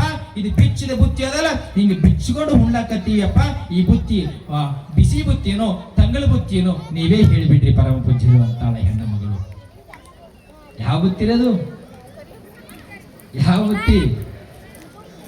ಹಿಂದಿನವ್ರು ದಾನ ಮಾಡಿದ್ರಿ ಬುತ್ತಿ ಬಿಚ್ಚಿಕೊಂಡು ಉಣಕತ್ತೀವ್ರಿ, ಚಪ್ಪಾಳೆ ಹಾಕ್ರಿ. ಈಗ ಅವ್ರು ಕಟ್ಟಿದ್ದು ಚಂದ ಬಿಚ್ಚಿಕೊಂಡು ನಮಗೆ ಉಣ್ಲಿಕ್ಕೆ ಬರುತ್ತಿಲ್ಲ. ಹಿರಿಯರ ದಾನ ಧರ್ಮವನ್ನ ಮಾಡಿದಾರ ಅಂತ ತಿಳ್ಕೊಂಡು ಪುಣ್ಯದ ಬುತ್ತಿ ನಮ್ಮ ಮನೆಯೊಳಗೆ ಪುಣ್ಯ ಉಳಿದದ. ಈ ಮೊರಾಬ ಗ್ರಾಮದ ಮಠದೊಳಗೆ ಎಂಥ ಪುಣ್ಯದ ಶಕ್ತಿ ಉಳಿದದಂದ್ರ, ಅಪ್ಪ ನಮ್ಮಪ್ಪ ಜಡಸಿದ್ದೇಶ್ವರ ಮಹಾಶಿವ ಯೋಗಿಗಳು ತಪಸ್ಸಿನ ಶಕ್ತಿಯನ್ನ ಕೊಟ್ಟು ಹೋಗ್ಯಾರಲ್ಲ, ಇದು ಪುಣ್ಯದ ಬುತ್ತಿ ಉಳಿದದ ಈ ಮೊರಾಬ ಗ್ರಾಮದೊಳಗ. ಈ ಪುಣ್ಯದ ಬುತ್ತಿ ಹೆಂಗಂದ್ರ ಅಲ್ಲಮ ಪ್ರಭುದೇವರು ಬರೀತಾರಲ್ಲ, ಕಂದರದಲ್ಲಿ ಬೆಣ್ಣೆಯನ್ನ ಕಾಯಲು ಇಟ್ಟರೆ ಕಂದರವು ಕರಗಿತ್ತು, ಬೆಣ್ಣೆ ಹಾಗೇ ಹೊಳೆದಿತ್ತು. ಅಲ್ಲಮ ಪ್ರಭುದೇವರು ಸಾಮಾನ್ಯವಾದ ಬೆಣ್ಣೆ ಅಂದ್ರೆ ಏನ್ ಹೇಳ್ರಿ? ಕಂದರ ಅಂದ್ರೆ ಪಾತ್ರೆ. ಇಲ್ಲಿ ಬೆಣ್ಣೆ ಕರಗಿದ್ರಿ, ಪಾತ್ರೆ ಉಳಿದ. ಬೆಣ್ಣೆ ಕರಗಿದ ಪಾತ್ರೆ ಉಳಿತ. ಏನ್ ಉಳಿತಿದ್ರಮ್ಮ? ಬೆಣ್ಣೆ ಹೆಂಗ್ ಕರಗಿದ? ಬೆಣ್ಣೆ ಅಂದ್ರೆ ಯಾರು ಹೇಳಿದ್ರು? ನಮ್ಮ ಮಹೇಶ್ವರ ಶಿವಾಚಾರ್ಯ ಮಾಸ್ವಾಮಿಗಳು. ಪಾತ್ರೆ ಯಾರಾಗಿದ್ದಾರ? ಜಡಸಿದ್ದೇಶ್ವರ ಶಿವಯೋಗಿಗಳು. ಮುಂದೆ ಮುಪ್ಪು ಆವರಿಸಿದ ಕಾಲಕ್ಕೆ ಅವ್ರೇನಾದ್ರು ಶಿವನ ಪಾದವನ್ನು ಸೇರಿದ್ರು. ಮತ್ತ ಅವರ ದಿವ್ಯವಾಗಿರ್ತವಂತ ಶಕ್ತಿಯನ್ನ ಚೇತನವನ್ನ ಇವ್ರಿಗೆ ಕೊಟ್ರು. ಮತ್ತ ಇವ್ರೇನಕ್ಕರೀಗ ಪಾತ್ರೆ, ಹೆಂಗಿರುವಂತ ಪಾತ್ರೆ ಹಂಗ ಉಳಿತು. ಆ ಪಾತ್ರೆಯೊಳಗೆ ಏನು ಬೇಡ್ತೀರಿ, ಬೇಡಿದ ಫಲಗಳು ನಿಮ್ಮಗಳಿಗೆ ದೊರೆತವ. ದುಡಿಬೇಕಾದ್ರೆ ಭಯಭಕ್ತಿಯಿಂದ ದುಡಿಬೇಕು. ನೀವೆಲ್ಲರೂ ದುಡಿದಿದ್ದೇ ಖರೆ ಆದ್ರೆ ನಿಮ್ಮೆಲ್ಲರ ಬಾಳು ಹಸನಾಗ್ತದ. ಹೆಂಗಂದ್ರೆ ಆಸೆ ಆಕಾಂಕ್ಷೆಗಳನ್ನು ಇಟ್ಟುಕೊಂಡು ದುಡಿಯೋದಲ್ಲ. ಒಂದು ಮಾತು ಹೇಳಿ ಬಿಟ್ಟು ಬಿಡುತ್ತೇನೆ. ಹೊಸದಾಗಿ ಮದುವೆ ಆಗಿದ್ದು, ನನಗೆ ಮಾತಾಡ್ಬೇಕಂತ ಆಸೆ, ಸಮಯದ ಅಭಾವ. ಆಸೆಯನ್ನ ಇಟ್ಟುಕೊಂಡು ಸೇವಾ ಮಾಡುವಂತ ಭಕ್ತರು ಇವರು ಯಾರು ಇಲ್ಲ. ಇಲ್ಲಿ ಮೊದಲು ಹೊಸದಾಗಿ ಮದುವೆ ಆಗಿರ್ತೀರಿ, ಇಬ್ರು ಮಕ್ಕಳಿದ್ರು. ಒಬ್ಬ ಹೆಣ್ಮಗಳು ಮೊದಲಿಗೆ ಹಿರಿಯ ಮಗಗ ಮದುವೆ ಮಾಡಿದ್ರು. ಮದುವೆ ತಾಳಿ ಮುಗಿತು, ಮನೆ ತುಂಬಿಸ್ಕೊಂತೀವಲ್ಲ, ತುಂಬಿಸಿಕೊಳ್ಳುವಂತ ಸಂದರ್ಭದೊಳಗ ಅತ್ತಿ ಕಂಡೀಷನ್ ಆಗ್ತಾಳ್ರಿ. ಟರಾವ್ ಅಂತೀವ. ನಿಮ್ ಕಡೆ ಏನಂತೀರಿ? ಕಂಡೀಷನ್ ಅಂತಿರೋ, ಟರಾವ್ ಅಂತೀರಿ. ಏನಂತ ಕಂಡೀಷನ್? ಟರಾವ್ ಅಂದ್ರೆ ಅರ್ಥ ಆಗಲ್ಲ ನಿಮ್ಗೆ. ಕಂಡೀಷನ್ ಓಕೆನಾ? ಬಲಗಾಲ ಹಿಂಗಿಟ್ಟೊಳಗೆ ಬರ್ಬೇಕಾದ್ರೆ ಅತ್ತಿ ಅಂತಾಳ, ನೋಡುವ ನಮ್ಮ ಮನೆಯೊಳಗ ಕರ್ದ ಬಜಿ ತಿನ್ನಂಗಿಲ್ಲ, ಮಿರ್ಚಿ ತಿನ್ನಂಗಿಲ್ಲ, ಹೋಳ್ಗಿ ಮಾಡಂಗಿಲ್ಲ, ಕರಿಗಡು ಮಾಡಂಗಿಲ್ಲ. ಹಂಗಿದ್ರೆ ಒಳಗ್ ಕಾಲಿಡು, ಇಲ್ಲಂದ್ರೆ ನಡಿ ನಿನ್ನ ಮನೆಗೆ. ಏನಪ್ಪಾ ಅಂತ ತಿಪ್ಲ ಇದನ್ ಬಹಳ ಕಷ್ಟ ಅಂದ್ರೆ ಹೆಣ್ಮಗಳು. ಆಯ್ತತ್ತಿ ನೀ ಹೆಂಗ್ ಹೇಳ್ತಿ ಹಂಗ ತಿಳ್ಕೊಂಡು ಬಲಗಾಲನ್ನ ಬೆಲ್ಲ ಎಲ್ಲ ಸೇರಿ ಹೊತ್ತು ಹೊಳಗೋದು. ಬಾಳ ಭಯದಿಂದ ಭಕ್ತಿಯಿಂದ ಹಿರಿಯ ಸೊಸೆ ಜೀವನ ಮಾಡ್ಲಾಕತ್ತಿದ್ಳು. ಅತ್ತಿ ಹೇಳ್ದಂಗೆ ಕೇಳ್ತಿದ್ಳು. ತವ್ರ ಮನೆಗೆ ಹೋದಾಗ ಹೋಳಿಗೆ, ಕರಿಗಡಬು, ಮಿರ್ಚಿ, ಬಜಿ ಎಲ್ಲ ಊಟ ಮಾಡಿ ಬರ್ತಿದ್ರಿ ತವ್ರ ಮನೆಗೆ ಹೋದಾಗ. ಗಂಡನ ಮನೆಗೆ ಬಂದ್ರೆ ಸೊಂಟಿ ಅಂಬಲಿ ಇಟ್ಟು ಬಿಟ್ರೆ ಏನಿಲ್ಲ. ಮತ್ತೆ ಎರಡನೇ ಮಗ ವಯಸ್ಸಿಗೆ ಬಂದ. ಎರಡನೇ ಮಗನ ಸ್ವಲ್ಪ ಸಾಲಿ ಓದಿ ಹೆಣ್ಮಗಳು ಮಾಡ್ಬೇಕಂತ ತಿಳ್ಕೊಂಡು ಏನ್ ಮಾಡದ, ಆ ಹೆಣ್ಮಗಳು 10ನೇ ಕ್ಲಾಸ್ ಫೇಲ್ ಆಗಿದ್ಲ. 10ನೇ ಕ್ಲಾಸ್ ಫೇಲ್ ಆದ ಹುಡುಗಿನ ನೋಡಿದಳು. ಮದುವೆ ಆಯ್ತು. ಮದುವೆಯಾಗಿ ಒಳಗೆ ಬರ್ಬೇಕಾದ್ರ ಸ್ಟಾಪ್, ಮುಂದೆ ಹೆಜ್ಜೆ ಇಡಂಗಿಲ್ಲ. ನಂದೊಂದು ಕಂಡೀಷನ್ ಅದ. ಹಿರಿಯ ಸೊಸಿಗೆ ಏನ್ ಹೇಳಿದ್ದಲ್ಲ ಹಂಗ ಹೇಳಿದ್ಲು. ನೋಡು, ನಮ್ಮ ಮನೆಯೊಳಗ ಮಿರ್ಚಿ ಹಾಕಂಗಿಲ್ಲ, ಕರಿಗಡ ಮಾಡಂಗಿಲ್ಲ, ಹೋಳಿಗೆ ಮಾಡಂಗಿಲ್ಲ, ಹಪ್ಪಳ ಕರಂಗಿಲ್ಲ, ಸಂಡ್ಗಿ ಕರಂಗಿಲ್ಲ. ಹಂಗಿದ್ರೊಳಗೆ ಕಾಲಿಡು, ಇಲ್ಲಿ ನಡಿ ನಿನ್ ಮನೆಗೆ. ಆಕಿ ಬಾಳ ಪಾನಿಪುರಿ ತಿಂದೆ ನಮ್ಮಗಳು ಮೊದಲು, ಗೋಬಿ ಕಚೋರಿ ಇವನ್ನೆಲ್ಲ ತಿಂದೆ ನಮ್ಮಗಳು. ಸತ್ಯಪಾನ ಅಂದ್ರೆ ಎಂತ ಮನೆಗೆ ಕೊಟ್ರು ನನ್ನ ಅಂದ್ರೆ ಅಂದಳು. ಆದ್ರೆ ಮಾಡ್ತೀನಿ ಹೇಳಿ ಒಳಗೆ ಹೋದ್ಮೇಲೆ ಆಟ ನಂದದ, ಸುಮ್ ಬರ್ತೀನಿ ಅಂತ ತಕೊಂಡು ಹ್ಞೂ ಅಂದೇಳಿ. ಹ್ಞೂ ಅಂದು ಒಳಗೆ ಹೋದ್ರು. ಒಳಗೆ ಹೋಗಿ 1-2-3 ತಿಂಗಳು ಸುಮ್ ಇದ್ದಳ್ರಿ. ಅತ್ತಿ ಮನೆಗೆ ಇರ್ತಿದ್ಲಿ ಅವಾಗ. ಇದು ಬಾಯಿ ಚಟ ಐತ್ರಿ ಹೆಣ್ಮಗಳಿಗೆ. ಏನ್ ತಿನ್ಬೇಕಂತ, ಸಂಡಿಗೆ ತಿನ್ಬೇಕಂತಾಳ, ಗಿರಿಮಿಟ್ಟಿ ಮಾಡ್ಕೊಂಡು ತಿನ್ಬೇಕಂತಾಳ, ಅಲಸಂದಿ ವಡ ತಿನ್ಬೇಕಂತಾಳ. ಎಲ್ಲ ನೆನಪಾತ್ರಿ. ತಿಂದ್ರೆ ಹತ್ತಿ ಬಿಡಲ್ಲ, ಹೊಡಿತಾಳ, ಶಿಸ್ತು ಹೊಡಿತಾಳ, ತವ್ರ ಮನೆಗೆ ಓಡಿಸ್ತಾಳ. ಹಿರಿಯ ಸೊಸೆ ಇದ್ರಲ್ಲ ಬಹಳ ಮೆತ್ತನ ಮನುಷ್ಯಳು. ಅತ್ತಿ ಪಾಠ ಕಲಿಸೋಣ, ನಾ ಹೇಳ್ದಂಗೆ ಕೇಳು. ಅತ್ತಿಗೆ ಪಾಠ ಕಲಿಸೋಣ, ನಾ ಹೇಳ್ದಂಗೆ ಕೇಳು ಅಂದ್ರಿ. ಅಂದ್ರ ಯವ್ವ ನನಗೆ ಭಯ ಹಾಕದ, ಹತ್ತಿ ಹೊರದು ಕಳಿಸಿದ್ಲ ಅಂದ್ರ ನಾನು ತವ್ರ ಮನ್ಯಾಗ ನಾನು ಯಾರು ನೋಡೋರಿಲ್ಲ, ಇಲ್ಲೇ ಒಣ ರೊಟ್ಟಿ ತಿನ್ಕೊಡ್ತೀನಿ, ಗಂಡನ ಮನೆಗೆ ಇರ್ತೀನಿ. ಆಮೇಲೆ ಏನಾಗಲ್ಲ ಹೇಳಿ, ನಾ ಇದ್ದೀನಿ, ಚಿಂತೆ ಮಾಡ್ಬೇಡ, ಗೋಬಿ ಕಚೋರಿ ತಿನ್ನ ನಾ ಮಾಡ್ಕೊಂಡು ಅಂದ್ರು ಮನೆಯೊಳಗ. ಅಂದೇನು ಮಾಡಿದಲ್ರಿ, ಇದು 3 ತಿಂಗಳು ಉಳ್ತ್ರು. ಇದು ರೆಡಿ ಮಾಡ್ಕೋಬೇಕಾದ್ರೆ ಗಂಡ ಬೆಳಿಗ್ಗೆ ಹೊಲಕ್ಕೆ ಹೋದ್ರ ಒಮ್ಮೆ 8ಕ್ಕೆ ಬರ್ತಿದ್ದಾರೆ. ಅತ್ತಿನ ಕಾಯ್ತಿದ್ರಿ ಅವ್ರು. ನಮ್ಮ ಅತ್ತಿ ಎಲ್ಲಿ ಹೋಗ್ತಾಳ, ಎಟತಿ ಬರ್ತಾಳ. ಶಂತಿ ಮಾಡಕ್ ಹೋದ್ರೆ 6ಕ್ಕೆ ಬರ್ತಿದ್ದ. ಒಂದೊಂದ್ ದಿನ 8 ಗಂಟೆಗೆ ಬರ್ತಿದ್ರು. ಇದು ಸಣ್ಣ ಸೊಸಿ ಏನಿದ್ರಲ್ಲ ಅತ್ತಿ, ನಮ್ ಗಂಡ ಅಂದ್ರಂತ ಹೊಲಕ್ ಕೆಲ್ಸಕ್ಕೆ ಹೋಗ್ತಾರ. ನಾವೇನು ಮಾಡೋಣ ಈಗ? ಗಂಡ ಹೋದ, ಅತ್ತಿ ನಾಳೆಗೊಂದು ಮದುವೆ ಗಂಟ. ಮದುವೆಗೆ ಹೋದ್ರು ಅಂದ್ರೆ ಬರೋದು 9 ಗಂಟೆಗೆ ಬರ್ತಾಳ ಅತ್ತಿ. 9 ಬರೋದ್ರೊಳಗೆ ಹೋಳಿಗೆ ಮಾಡ್ಕೊಂಡು ಶಿಸ್ತು ಊಟ ಮಾಡೋಣ. ಯವ್ವ ಅತ್ತಿ ಬಂದ್ರ ಸಾಕ್ತೋತಿನ ನನ್ನ ತವ್ರ ಮನ್ಯಾಗ ನನ್ನ ಅಣ್ಣಂದಿರು ನನ್ನ ನೋಡಲ್ಲ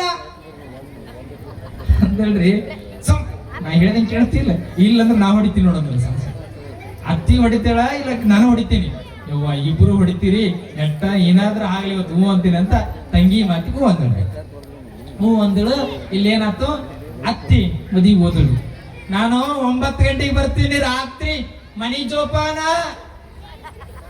ನಡಿ ಮೊದಲು ಜೋಪಾನ ಮಾಡ್ತೀವಿ ನಾವು ಮನೆಯೊಳಗ್ರಿ. ಒಂದಿಷ್ಟು ರಾಗಿ ಇದೀವ್ರಿ, ಒಂದಿಷ್ಟು ಅರ್ಧ ಕ್ವಿಂಟಲ್. ಹಿರಿಯ ಸಸಿಗೆ ಓರಿಸಿದ್ರು. ಈ ರಾಗಿ ಇದಾವಲ್ಲ ತಗೊಂಡು ಅಂಗಡಿಗೆ ಹಾಕಿ ಕರಿಗೇಡ ಹೋಳಿಗೆ ಮಾಡಕ್ಕೆ ಏನೇನು ಬೇಕು ಎಲ್ಲ ತಗೊಂಡು ಬಾ ಸಣ್ಣ ಸಸಿ. ರಾಗಿ ಕಪ್ಪು ಅಂಗಡಿಗೆ ಹೋಗ್ತದ, 10 ಅಂಗಡಿಯೊಳಗೆ ಏನೇನು ಬೇಕು ಹೋಳಿಗೆ ಮಾಡಕ್ರಿ ಎಲ್ಲ ತಗೊಂಬಂದ್ರು. ಹೋಳಿಗೆ ಮಾಡಿದ್ರು. ಇನ್ನೇನು ಉಣ್ಬೇಕನ್ನೋದ್ರಾಗ ಗಂಡನವ್ರಿಗೆ ಬುತ್ತಿ ಕೊಟ್ಟು ಬರಬೇಕಲ್ಲ ಹೊಲಕ್ಕೆ ಹೋಗಿ. ಬುತ್ತಿ ಕೊಡ್ಬೇಕಾದ್ರೆ ಈಗ ಟ್ರಣ್ಯ ಬರ್ದೊಳಗ ಸಂಗತಿ ಸಾಂಬಾರ್ ಬರೋದದ ಏನ್ ಮಾಡಕ್ಕಿಲ್ಲ ಸಂಗತಿ ಸಾಂಬಾರ್ ಅಂತ ತಿಳ್ಕೊಂಡು ಸಂಗತಿ ಸಾಂಬಾರ್ ಮಾಡ್ಕೊಂಡು ಬುತ್ತಿ ಕಟ್ಕೊಂಡು ಅಕ್ಕ ತಂಗಿ ಹೊಲ್ಕೊಟ್ರು. ಹೊಲಕ್ಕೆ ಯಾಕೆ ಹೋದ್ರಿ ಬೇಗ ಅವ್ರಿಗೆ ಉಣಿಸಿ ಬಂದ್ ನಾವು ಅಂತ ತಿಳ್ಕೊಂಡು ಹೊಲಕ್ ಹೋದ್ರಿ. ಹೊಲಕ್ ಹೋಗಿ ಗಂಡ ಉಣಿಸಿದ್ರು. ಸ್ವಲ್ಪ ಹೊಲಕ್ಕೆ ಕೆಲಸ ಇತ್ತು, ಇಲ್ಲೊಂದ್ ಸ್ವಲ್ಪ ಕಸ ಅದ, ಇಬ್ರು ಅಕ್ಕ ತಂಗಿಯರ್ ಕಲ್ತ್ ಕಿತ್ತು ಬರಿ ಅಂತ. ಅಲ್ಲಿ ಎಟ್ಟಾತ್ರಿ ಹೊಲದೊಳಗೆ 5:30 ಆಗಿದ್ರು. ಸತ್ಯಪ್ಪ ನಮ್ಮಂದ್ರಿ ಇಬ್ರು ಕತಿ ಬಗೆಹರಿತಿವತ್ ನಮ್ದು ಅಂದ್ರ. ಹಂಗೋ ಹಿಂಗ ಮಾಡಿ ಗಂಡಂದ್ರೆ ಹೇಳಿ 5:30 ಪೌಣೆ 6 ಮನೆಗೆ ಬಂದ್ರು. ಹಂಗ ಕುಂತ್ರ ದೀಪ ಹಚ್ಚಬೇಕು, ಅತ್ತಿ ಬರುತ್ತಾಳೆ ನನ್ ಸಮಯ ಆಗ್ಯದ ಅಂತ ತಿಳ್ಕೊಂಡು ಕಸ ಎಲ್ಲ ಬೆಳಗ್ ಚಂದ ದೀಪ ಹಚ್ಚಿದ್ರು. ದೇವ್ರ ಪೂಜೆ ಎಲ್ಲ ಆಯ್ತು. ಮುಗಿಯೋದ್ರೊಳಗೆ ಇನ್ನೇನು ಬಾಗಲಿ ಮುಚ್ಚಿಕೊಂಡು ಊಟಕ್ಕೆ ಕೂತಿದ್ರು. ಒಳಗಿ ಊಟಕ್ಕೆ ಅಂದ್ರು ಹಿರೇ ಸಸ್ತಿದ್ರಲ್ಲ ಕಿಟಕಿ ಓಪನ್ ಮಾಡಿದ್ರು. ಹೆಂಗ್ ನೋಡಿದ್ರು ಮುಚ್ಚಿದ್ರು ಬಾಗಿಲು. ಓಡಿ ತಂಗಿ ಹತ್ತಿ ಬಂದ ಹೆಂಗ ಹೇಳ್ರಿ ಹಿಂಗ ನನಗ ತವ್ರ ಮನೆ ಕಳಿಸ್ತಾಳ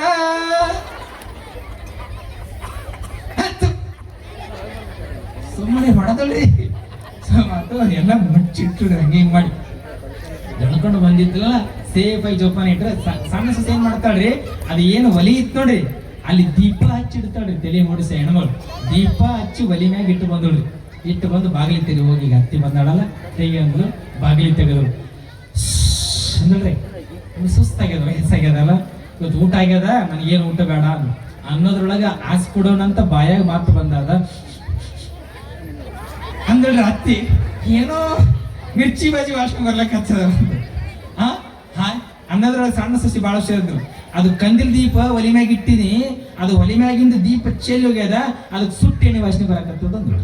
ಲಟ್ಟು ಶರೀರಕ್ಕೆ ಸಮ ಹಂಗೇನಂತ ತಿಳ್ಕೊಂಡು ಬೇಗ ನನಗೆ ಆಸೆ ಕೊಟ್ರೆ ಒಂದು ಚಲೋ ಹೊತ್ತಾಗ ನಡುವು ಮನೆಯೊಳಗೆ ಹಾಸಿ ಮಲಸಿಬಿಟ್ರು. ಬಗೆಯಿರಿತು. ಇನ್ನು 8:30 ಆಯ್ತಲ್ಲ, ಅಲ್ಲಿ ಎಂದಲ್ ಪಡಿಸಲಿಗೆ ಹೋದ್ರಿ. ಎಂದಲ್ ಪಡಿಸಲಿಗೆ ಎಲ್ಲ ಹೊತ್ಕೊಂಡು ಹೊಂಟ್ರು. ಹೋಗಿ ಇನ್ನೇನು ಗಂಗಾಳಲ್ಲಿ ಬಿಚ್ಚಿಂಗ್ ತಗೊಂಡು ಕುದಿರ್ಬೇಕು ಅನ್ನೋದ್ರೊಳಗ ಹಿಂಗೆ ಬುಟ್ಟಿ ತೆಗದಾರ, ಗಂಗಾಳ ಮರ್ತು ಎಷ್ಟು ತಿಪ್ಪಾಗಿರಬೇಡ್ರಿ. ಕಷ್ಟ ಭಾಳ ಕಷ್ಟ ಆಯ್ತೀಗ. ಇಲ್ಲಿ ಏನಾಯ್ತು ಅವಾಗ ಒಳಗ್ ಬಂದಳ್ರಿ. ಯಾರಂದ್ರ ದೊಡ್ಡ ಸಸಿ ನನ್ನಿಂದ ಆಗಲ್ಲ ಅಂದಾಳ. ಸಣ್ಣ ಸಸಿ ಒಳಗ್ ಬಂದಳ್ರಿ. ಸಣ್ಣ ಸಸಿ ಒಳಗ್ ಬಂದಿಳು. ಎಮ್ಮಿ ಕರ ಎದ್ ನಿಂತಿತ್ತು. ಒಳಗ್ ಬಂದಿರೋ ಒಂದ್ ಸಂದರ್ಭದಲ್ಲಿ ಅತ್ತಿ ಗೊರಿಕಿ ಸ್ಟಾರ್ಟ್ ಆಗ್ಯದ. ಗಂಗಾಳ ತಗೊಂಡದ್ರಾಗ ಅತ್ತಿ ಕಾಲು ಎಡಿ ದಡಲ್ಲ ತೆಗೆದು ಅತ್ತಿ ಯಾರದೋ ಅಂತ ಎದ್ದಳು. ಎಮ್ಮಿ ಏನ್ ಎದ್ದಿತ್ತಲ್ಲ ಯಾರದನದ್ರಾಗ ಆ ಎಮ್ಮಿ ಮೇಲೆ ಸಣ್ಣ ಸಸಿ ಹೇಗ್ರಿ ತಣ್ಣದ ಮ್ಯಾಕ್ ಕೊತ್ ನೋಡ್ರಿ. ಯಾರದನದ್ರ ಜಡಿ ಹಾಕೊಂಡಿದ್ದಲ್ಲ ಅಂದಲ್ರಿ. ನಾನು ನಿಮ್ಮ ಮನೆ ದೇವ್ರು ದುರ್ಗವ್ವ ಇಟ್ಟತ್ನಿಗೆ ಯಾಕೆ ಬಂದಿ ಅಂದಾಗ ಅಂತಾಳ, ನಿನ್ನ ಸ್ವಸ್ತ್ರಿ ಭಾಳ ಕಾಟ ಕೊಟ್ಟೀನಿ, ಅದಕ್ಕೆ ಬಂದೀನ. ನಿನ್ನ ಸ್ವಸ್ತ್ರಿಗೆ ಕಾಟ ಕೊಟ್ಟೀನಿ, ಅವರಿಗೆ ಹೋಳಿಗೆ ಕರಿಗೆಡಗು ಸಂಡಿಗೆ ಹಪ್ಪಳ ಏನು ಬೇಡಿದ್ ಉಣಾಕ ಬಿಡವಲ್ಲ. ಅದಕ್ಕೆ ಸಿಟ್ಟಾಗಿ ನಿನ್ನ ಮನೆಗೆ ಬಂದೀನಿ. ನೀ ಏನಾದ್ರು ನಿನ್ನ ಸ್ವಸ್ತ್ರಿಗೆ ತೊಂದರೆ ಕೊಟ್ಟೆ ಅಂದ್ರ ನಿನ್ನ ಮೇಲೇನ ಕರ್ಕೊಡ್ತೀನಿ ಅಂದಾಗ ಯಪ್ಪ ಯವ್ವ ಬಹಳ ಕೃತಾರ್ಥಳಾದಿ, ನನ್ನ ಜನ್ಮ ಪಾವನ ಆಯ್ತು. ಇನ್ನು ಮುಂದೆ ನನ್ನ ಸ್ವಸ್ತ್ರೀನ ಏನು ಹೇಳಲ್ಲ, ಮನೆಯೊಳಗೆ ಏನಾರು ಮಾಡ್ಕೊಂಡು ಉಡ್ಲಿ, ನಿನಗೆ ಹುಣ್ಣಿಮೆ ಬಂತಂದ್ರೆ ಹೋಳಿಗೆ ನೈವೇದ್ಯ ಫಿಕ್ಸ್ ನಿನಗೆ ಅಂದ್ರು ಅತ್ತಿ.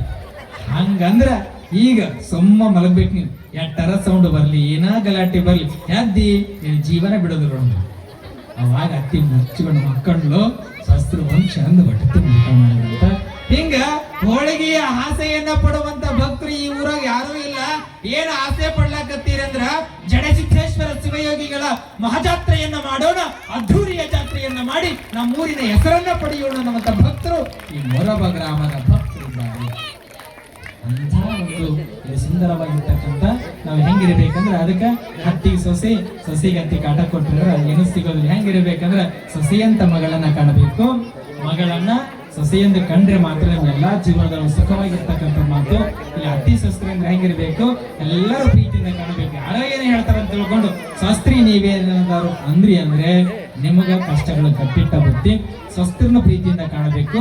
ನೀವು ಸಹಿತವಾಗಿ ಅತ್ತೆಯರನ್ನ ಪ್ರೀತಿಯಿಂದ ಕಂಡ್ರಿ ಅಂದ್ರೆ ಜೀವನ ಉಳಿತದ. ಒಳ್ಳೆಯ ಪರಮ ಪೂಜ್ಯರು ಸಿಕ್ಕಿದ್ದಾರೆ ನಿಮಗೆಲ್ಲ.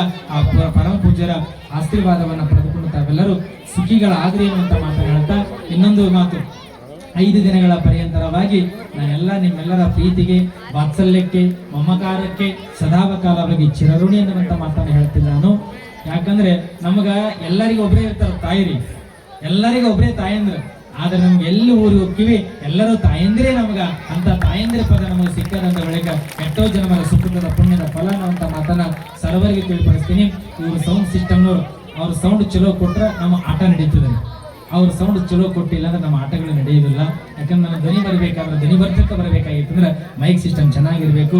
ಅವರಿಗೂ ಸಹಿತವಾಗಿ ಆ ಭಗವಂತ ಜಡಸಿದ್ದೇಶ್ವರ ಶಿವಯೋಗಿಗಳು ಆಯುಷ್ಯ, ಆರೋಗ್ಯ, ಸಕಲ ಸಂಪದವನ್ನ ಕೊಟ್ಟು ಕಾಪಾಡಲಿ ಅಂತ ಮಾತನ್ನು ಹೇಳ್ತಾ, ನಮ್ಮ ಪ್ರತಿನಿತ್ಯ ಈಶ್ವರಯ್ಯ ಸಣ್ಣ ಹುಡುಗ ಇದ್ದಾನಲ್ಲ, ವೈದಿಕ ಶಾಸ್ತ್ರವನ್ನು ಹೇಳ್ತಾನ. ಆ ಹುಡುಗನಿಗೆ ಸಹಿತವಾಗಿ ಸಣ್ಣ ವಯಸ್ಸಿರಿ, ಆ ವಯಸ್ಸಿನ ಮಕ್ಕಳಿಗೆ ಇನ್ನೂ ಜವಾಬ್ದಾರಿ ಅಂತಕ್ಕಂಥದ್ದು ಗೊತ್ತಿಲ್ಲ. ಸಣ್ಣ ವಯಸ್ಸಿನೊಳಗೆ ಶಾಸ್ತ್ರ ಮಂತ್ರಗಳನ್ನ ಕಲಿತುಕೊಂಡು ನಾನು ತಂದೆ ತಾಯಿಯರನ್ನ ಚಂದ ನೋಡ್ಕೋಬೇಕನ್ನುವಂಥ ಭಾವ ನಿಟ್ಟಿನೊಳಗ ಆ ಹುಡುಗನು ಸಹಿತವಾಗಿ ಪ್ರತಿನಿತ್ಯ ಇಲ್ಲಿ ವೇದಘೋಷಗಳನ್ನ ಮಾಡುತ್ತಿದ್ದ. ಅವನಿಗೂ ಸಹಿತವಾಗಿ ಜಡಸಿದ್ದೇಶ್ವರ ಶಿವಯೋಗಿಗಳು ಆಯುಷ್ಯ, ಆರೋಗ್ಯ, ಸಕಲ ಸಂಪದವನ್ನ ಕೊಡಲಿ ಅನ್ನುವಂಥ ಮಾತನ್ನು ಹೇಳ್ತಾ, ಒಟ್ಟಾರೆಯಾಗಿ ಈ ಮಠದ ಅಂಗಳದ ಪ್ರತಿನಿತ್ಯ ಹೇಳದೆ ಕಸ ಗುಡಿಸ್ತಾರ ನೋಡ್ರಿ, ಆ ಕಸ ಗುಡಿಸುವಂತ ಭಕ್ತರಿಗೂ ಸಹಿತವಾಗಿ ಒಂದ್ಸಾರಿ ಜೋರಾದ ಚಪ್ಪಾಳೆಯನ್ನ ಹಾಕ್ರಿ. ನಂತರದೊಳಗ ಕಾಯಿಪಲ್ಯವನ್ನು ಹಚ್ತಾರಲ್ಲ ಅವರಿಗೂ ತಾಯಂದ್ರಿಗೆ ಒಂದ್ಸರಿ ಜೋರಾದ ಚಪ್ಪಾಳೆಯನ್ನು ಹಾಕ್ರಿ. ನಂತರದಲ್ಲಿ ಪಾತ್ರೆಗಳನ್ನು ತೊಳಿತಾರಲ್ಲ ಅವರಿಗೂ ಸಹಿತವಾಗಿ ಒಂದ್ಸರಿ ಜೋರಾದ ಚಪ್ಪಾಳೆಯನ್ನು ಹಾಕ್ರಿ. ಆ ಪಾತ್ರೆಯನ್ನು ತೊಳೆದ ಬಳಿಕ ಒಂದು ಕಡೆ ಎಲ್ಲೋ ಒಂದು ಕಡೆ ನೀಟಾಗಿ ಹೊಂದಿಸಿ ಇಟ್ಟು ಹೋಗೋಣ ಅನ್ನುವಂಥ ಭಾವ ನಿಶ್ಚಲ ಸದೃಢ ಮನಸ್ಸಿನ ಉಳ್ಳವರಿದ್ದಾರಲ್ಲ ಅವರಿಗೂ ಒಂದ್ಸರಿ ಜೋರಾದ ಚಪ್ಪಾಳೆಯನ್ನು ಹಾಕ್ರಿ. ನಂತರದೊಳಗ ಅವರಿವರನ್ನದೇ ಯಾರು ಹೇಳೋದು ಮುಖ್ಯ ಅಲ್ಲ, ಹೇಳಲಾರದ ಇದು ನಮ್ಮ ಮನೆಯ ಕೆಲಸ ಅಂತ ತಿಳ್ಕೊಂಡು ಕೆಲಸ ಮಾಡ್ಲಕತ್ತೀರಲ್ಲ ಎಲ್ಲರಿಗೂ ಒಂದ್ಸರಿ ಜೋರಾದ ಚಪ್ಪಾಳೆಯನ್ನು ಹಾಕ್ರಿ. ಅವರಿವರೆನ್ನದೇ ಒಟ್ಟಾರೆಯಾಗಿ ಮೊರಬ ಗ್ರಾಮದ ಭಕ್ತರಿಗೆ ಜಾತಿ, ಧರ್ಮ, ವಿಜಾತಿ ಎನ್ನದೇ ಸರ್ವರಿಗೂ ಸಹಿತವಾಗಿ ಭಗವಂತ ಒಳ್ಳೆಯದು ಮಾಡಲಿ ಅನ್ನುವಂಥ ಮಾತನ್ನು ಹೇಳ್ತಾ, ಪ್ರತಿನಿತ್ಯ ನನ್ನ ಸರ್ ನಿರ್ಪಣೆ ಅದ್ಭುತವಾಗಿ ಮಾಡ್ತಾರೆ. ನನ್ನ ಸರ್ ಮತ್ತು ಇವರು ಇಬ್ಬರು ಸಹಿತವಾಗಿ ಅವರಿಗೂ ಒಂದ್ಸರಿ ಜೋರಾದ ಚಪ್ಪಾಳೆಯನ್ನು ಹಾಕ್ರಿ. ಆಮೇಲೆ ನಂತರದೊಳಗೆ ಈ ಊರಿನ ಮಕ್ಕಳು ಒಳ್ಳೆಯ ವಿದ್ಯಾವಂತರಾಗಲಿ, ಜ್ಞಾನದ ನಿಧಿಗಳಾಗಲಿ, ಸಮಾಜದೊಳಗೆ ಈ ಊರಿನ ಮಕ್ಕಳಿಗೆ ಹೆಸರನ್ನ ಬರಲಿ ಅನ್ನುವಂಥ ಮಾತನ್ನು ಹೇಳ್ತಾ ನನ್ನೆರಡು ಮಾತುಗಳನ್ನು ಮುಗಿಸುತ್ತಾ ಪರಮ ಪೂಜ್ಯರ ಪಾದಕ್ಕೆ ನನ್ನೆರಡು ಮಾತುಗಳನ್ನು ಅರ್ಪಣೆಯನ್ನು ಮಾಡ್ತೀನಿ ಅನ್ನುವಂಥ ಮಾತನ್ನು ಹೇಳ್ತಾ, ಶಿವ ಸಾಂಬ